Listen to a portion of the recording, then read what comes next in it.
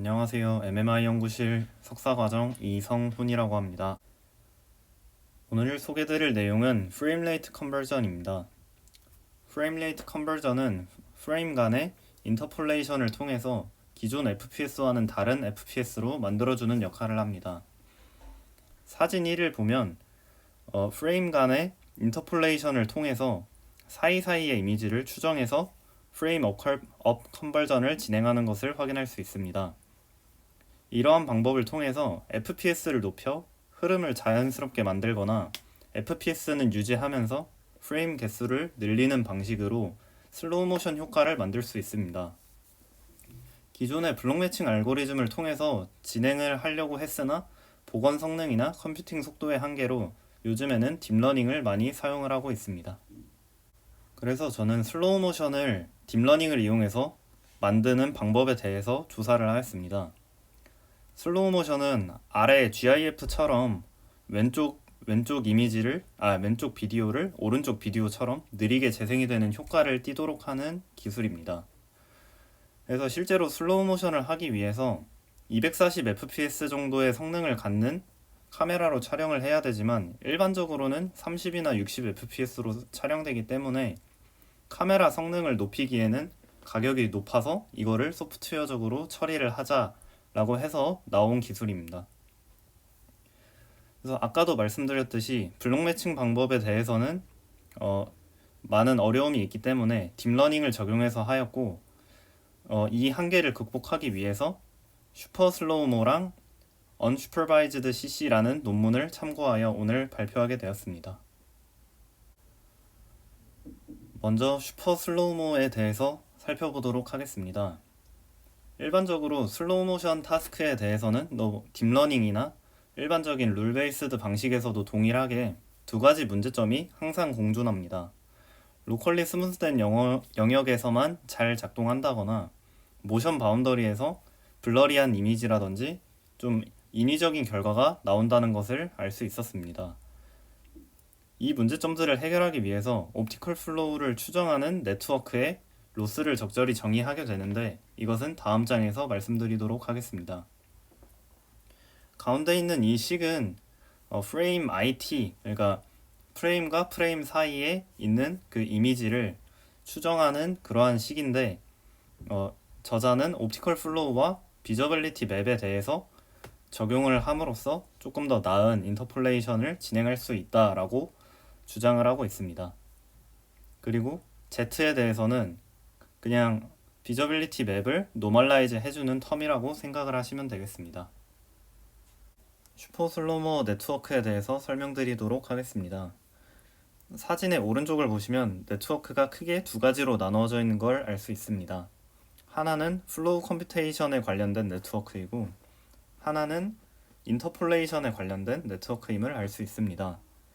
이 두 개 모두 다 세그멘테이션에서 사용하는 유넷 구조를 사용을 했고 이제 자세히 살펴보자면 오른쪽 그림에서 플로우 컴퓨테이션 네트워크는 인풋 두 개의 이미지를 가지고 옵티컬 플로우 F를 추정을 합니다. 그리고 이렇게 추정된 옵티컬 플로우랑 이미지 정보 그리고 G, 여기서의 G는 저희가 일반적으로 생각하는 바이리니어 인터폴레이션이라고 생각을 하시면 되겠습니다. 그거를 통해서 네트워크를 통과시켜서 프레임을 인터폴레이션 한다라고 생각을 하시면 되겠습니다. 이제 가장 중요한 슈퍼 슬로우모에서의 로스를 말씀드리겠습니다. 로스는 크게 네 가지로 이루어져 있고 차근차근 하나씩 살펴보면 LR, 그러니까 리컨스트럭션 로스는 복원한 이미지랑 그라운드 트루스가 잘 복원이 되도록 유도를 하는 에런 로스를 적용했습니다. 그리고 두 번째로 LP는 퍼셉츄얼 로스로 이미지의 특징을 네트워크 파이, 여기서의 파이는 논문에서는 VGG16을 이용했다고 얘기를 하고 있습니다. 그래서 이 네트워크를 통과해서 나온 특징이 유사하도록 만들어주는 그러한 로스고 L2 로스를 적용하였습니다. 그리고 세 번째로는 와핑 로스인데 이는 옵티컬 플로우를 이용해서 추정한 프레임과 에런 로스를 통해서 기존 인터폴레이션 방법과 유사하도록 학습을 합니다. 마지막으로 LS는 스무딩 로스로 맨 처음 얘기했던 모션 바운더리에서의 인위적인 결과가 나오는 것을 이것을 모션 바운더리를 스무딩을 함으로써 방지하는 효과가 있는 로스입니다. 네, 다음으로 살펴볼 논문은 Unsupervised Cycle Consistency 논문입니다. 앞서 살펴본 슈퍼슬로우모에서는 슈퍼바이즈드 방법을 통해서 트레이닝을 진행하게 됩니다. 이렇게 슈퍼바이즈드 방법을 사용을 하기 위해서는 240fps 비디오를 사용을 해서 트레이닝도 하고 테스트도 해야 됩니다. 하지만 일상적인 경우에서는 30에서 60fps 데이터셋만 이용하고 그리고 그거에 대해서 트레이닝 한 걸로 테스트를 해야 좀 더 나은 결과를 낼 수 있기 때문에 조금 한계가 존재한다라고 얘기할 수 있습니다. 그래서 이 논문에서 주장하는 거는 이미 다른 영상으로 학습된 프리트레인드 모델을 이용을 해서 파인 튜닝을 진행을 해서 언슈퍼바이즈드 러닝을 가능하게 하겠다라는 게 이 논문에서 주장하는 아이디어입니다. 그래서 앞서 말씀드린 프리트레인드 모델은 슈퍼슬로우모에서 학습된 모델을 사용을 해도 되고 다른 종류의 모델을 사용해도 지장은 없습니다. 이제 디테일한 아이디어에 대해서 설명을 드리도록 하겠습니다. 밑에 그림을 바탕으로 설명을 하면 t가 0일 때랑 1일 때랑 2일 때는 저희가 실제로 가지고 있는 이미지라고 생각을 하시면 되겠습니다. 그래서 최종 목적은 t가 스몰 t일 때랑 스몰 t 플러스 1일 때를 추정하는 것입니다. 그래서 여기서 아이디어를 말씀을 드리면 t가 0일 때랑 1일 때의 프레임을 바탕으로 스몰 t를 추정을 하고 t가 1일 때랑 2일 때를 바탕으로 스몰 t 플러스 1을 추정을 하게 됩니다. 근데 이렇게 추정한 것에 대해서 그라운드 트루스가 없기 때문에 그라운드 트루스 대신에 프리트레인드 모델 mpre를 사용을 해서 비교를 하게 됩니다. 그리고 t가 지금 0과 1과 2 3개를 사용하고 있기 때문에 이 스몰 t와 스몰 t 플러스 1을 바탕으로 프레임 1을 추정을 하게 되면 저희가 그라운드 트루스가 있는 거를 추정을 하게 될 수 있기 때문에 스몰 t와 스몰 t 플러스 1 이 두 프레임을 가지고 t가 1일 때의 프레임을 추정을 해서 비교를 해서 네트워크를 구성을 하게 됩니다. 이를 통해서 파인 튜닝을 하고 뒤에서 더 디테일한 로스에 대해서 설명해 드리도록 하겠습니다. 이제 로스에 대해서 설명드리도록 하겠습니다. 이퀘이션 8 같은 경우는 토탈 로스를 나타내고 그냥 다른 로스들에다가 웨이트를 곱해가지고 더해주는 형식으로서 토탈 로스를 구하게 됩니다. 그리고 슈퍼슬로우모와 굉장히 유사한 부분이 있기 때문에 유사한 부분에 대해서는 앞에서와 유사하다라고 설명을 하고 넘어가도록 하겠습니다. 일단 LRC와 LP, LS 이 세 가지의 경우는 슈퍼슬로우모와 유사한데 RC는 리컨스트럭션 로스, P는 퍼셉처 로스, S는 스무딩 로스로 슈퍼슬로우모 로스랑 완전히 유사하기 때문에 넘어가도록 하겠습니다. 이제 나머지 두 개에 대해서 살펴보게 되면 LRP는 사이클 리컨스트럭션 프레임을 동작하게 하는 로스로 그라운드 트루스가 아닌 프리트레인드 모델을 사용을 해서 저희가 추정했던 t와 t 플러스 1에 대해서 이 두 개 프레임을 비교하게 됩니다. 그리고 LW는 와핑 로스로 아까 말씀드렸던 슈퍼슬로우모 케이스랑 유사하지만 프레임을 아까는 0과 1로만 추정을 했으면 이번 방법은 0과 1과 2 3개로 추정을 하기 때문에 조금 더 텀이 늘어난 것을 확인할 수 있습니다. 그리고 여기서의 t는 슈퍼슬로우모에서의 G처럼 바이리니어 인터폴레이션이나 이런 좀 오리지널 방식의 인터폴레이션을 뜻합니다. 앞서 두 논문에 대해서 아이디어에 대해서는 전부 다 말씀을 드렸고 이제 이밸류에이션을 어떻게 할지에 대해서 말씀을 드리도록 하겠습니다.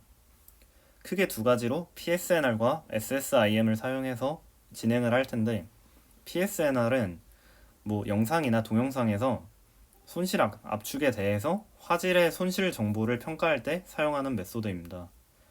이거는 최대 신호 중에서 잡음의 비율로 해석이 가능하고 식은 아래와 같습니다. 이제 SSIM을 살펴보면 PSNR과 유사하게 화질에 대해서 평가를 하는 건데 구조적인 유사성이랑 루미넌스, 콘트라스트 이 세 개에 대해서 평가를 해서 조금 더 나은 방식이라고 할 수 있습니다.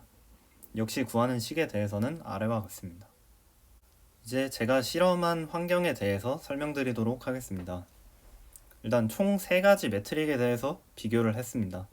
앞에서 설명드렸던 2개, 슈퍼 슬로우모랑 언슈퍼바이즈드 CC 그리고 기존의 과제에서 진행을 했던 블록 매칭에 대해서 이렇게 3개에 대해서 진행을 하겠습니다. 데이터셋은 어도비 240fps라는 데이터셋 중에서 경향이 조금 다른 동영상 2개를 뽑아서 이밸류에이션을 진행을 하였고, 블록 매칭의 경우는 비디오로 만들지는 못했고 이미지로만 리컨스트럭션 해서 성능 평가를 진행하였습니다. 그리고 블록 매칭의 경우는 다양한 경우의 수가 있어서 그냥 풀서치 방식이며 블럭 사이즈는 8, 서치 레인지는 4로 진행하였습니다. 또 슈퍼 슬로우모 같은 경우는 어도비 240fps를 바탕으로 트레이닝도 됐고 테스트도 진행된 모델을 사용을 했는데, 언스퍼바이즈드 CC 방식의 경우 어도비 240fps로 프리트레인드 된 모델을 사용을 하고, 그리고 다른 데이터셋에 대해서 파인 튜닝이 된 모델을 사용했기 때문에 실제 성능과는 조금 다를 수가 있습니다. 이제 밸리데이션 데이터셋에 대해서 잠깐 보여드리면 아래와 같이 조금 꽤나 빠른 형태의 동영상이 들어가게 됩니다. 왼쪽의 경우는 카메라 자체도 많이 흔들리고 사람도 꽤 빨리 이동하는 것을 알 수 있고, 오른쪽의 경우 카메라 자체의 흔들림도 그렇게 많지 않고 그리고 사람의 움직임도 적은 데이터셋이 되겠습니다. 먼저 비디오부터 비교를 하도록 하겠습니다.